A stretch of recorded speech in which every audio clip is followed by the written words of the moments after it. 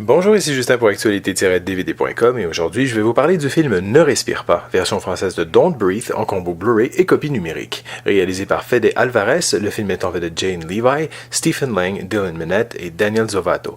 Distribué par Sony Pictures, le Blu-ray est disponible en magasin depuis le 29 novembre 2016. Trois amis adolescents de Détroit effectuent des braquages à domicile. Ils complotent de s'immiscer chez un homme à la retraite pour lui soutirer tout son argent et ensuite déménager de ville.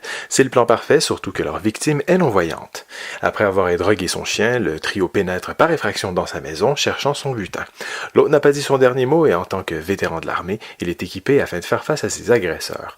Il a développé ses autres sens pour pallier son manque de vision et il connaît parfaitement sa demeure. Après un remake très culotté d'Evil Dead que j'ai moyennement aimé, le réalisateur Fede Alvarez revient avec son scénariste Rodolfo Sayagues, ses producteurs Sam Raimi et Rob Tappert, son compositeur Roque Bagnos et l'actrice Jane Levi, donc soit un gros morceau de l'équipe d'Evil Dead.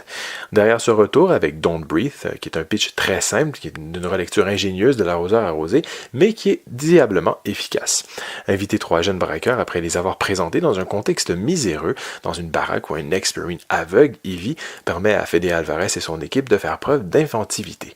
On n'aura donc jamais l'impression de tourner en rond. Le récit va à l'essentiel avec sa durée resserrée avec moins d'1 heure et demie au compteur et on s'amuse beaucoup avec les spectateurs.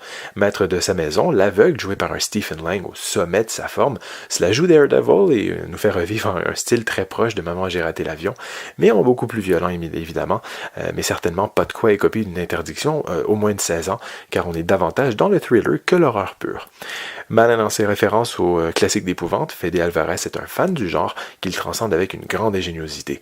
Chaque plan est donc peaufiné dans sa mise en scène de l'angoisse, tout comme son éclairage travaillé de la noirceur qui réussit à nous faire frémir sans retenue. Du côté technique, des pistes en anglais DTS HD 5.1, anglais audio-description 5.1, français Dolby 5.1, portugais DTS HD 5.1, espagnol Dolby 5.1 et thaïlandais Dolby 5.1 sont accompagnés de sous-titres en anglais pour malentendants, français, cantonais, chinois simplifié et traditionnel, indonésien, coréen, portugais, espagnol et thaïlandais.